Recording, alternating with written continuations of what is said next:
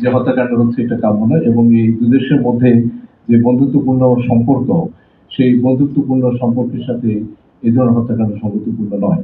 এবং আমরা সবসময় বলেছি যে সীমান্তে হত্যাকাণ্ড শূন্যের কোঠায়